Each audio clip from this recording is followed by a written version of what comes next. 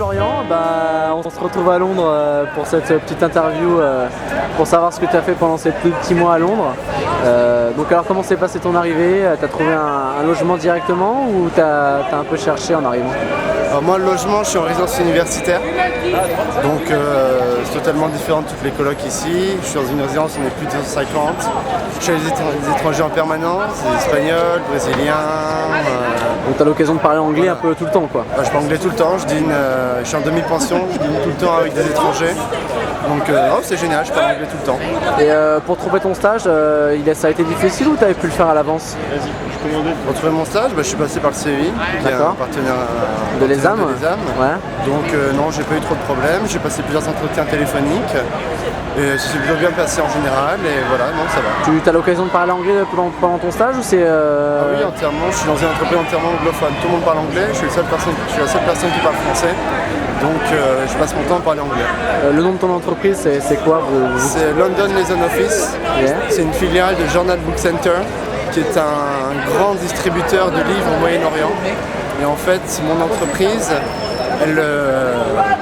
tous les pays du Moyen-Orient, que ça va de la Libye jusqu'au Bangladesh, passent par nous pour commander des livres, que ce soit des livres européens, américains, australiens, indiens, etc. Donc on fait l'intermédiaire, c'est une boîte de service. Donc tu as vraiment des missions tout le temps et c'est assez varié quand même. Tout le temps, non-stop. En plus dans la boîte où je suis, ils cherchent à embaucher, donc il y a beaucoup de travail. Donc pour ça je m'ennuie jamais. Et c'est vraiment une boîte internationale, j'appelle aux États-Unis, j'appelle en Europe, j'appelle en Inde. Non, c'est cool. Et tu penses que vraiment ce stage en deuxième année, c'est vraiment une expérience à faire au sein de l'ESAM ou c'est vraiment une expérience que tu peux passer outre? Non, c'est une expérience à faire, surtout que 5 mois c'est quand même beaucoup. Là j'arrive presque à 2 mois et je me dis que c'est vraiment juste que ça s'arrête maintenant parce qu'on commence à me donner de plus en plus de responsabilités. On me dit que je vais faire des choses différentes la prochaine fois, donc d'ici quelques mois. Donc vraiment 5 mois c'est cool et pour une première expérience vraiment en entreprise c'est génial. Bon tout seul, d'être autonome, ça vous change la vie vraiment? C'est une nouvelle expérience? Moi je sais que ça m'a fait pas mal évoluer. Moi j'ai toujours vécu avec mes parents et avec moi, en fait on est vraiment tout seul et on doit se débrouiller, on doit grandir dans sa tête, on doit un peu se calmer, arrêter de faire le foufou. Ouais, puis il faut dire que c'est complètement différent ici parce que même pour moi qui ai vécu seul en France et qui ai vécu seul ici, c'est totalement différent. La culture est différente, les choses sont différentes, les prix sont différents.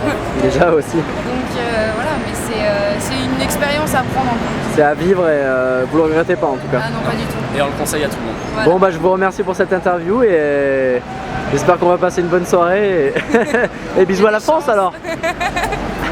Bisous. Vraiment pas ce stage en deuxième année qui t'a permis de partir à Londres pendant 5 mois quand même? Non, vraiment pas. Je compte encore retourner à l'étranger après, encore et encore et encore. Donc ce que t'offre l'ESAM, c'est vraiment quelque chose qui n'y a pas ailleurs, c'est vraiment c'est une ouverture d'esprit. Une expérience unique dans une vie, sur un CV, sur un... Totalement. Totalement? Ouais. Bon merci JS et j'espère vous revoir bientôt à Londres alors. See you man. Let's go!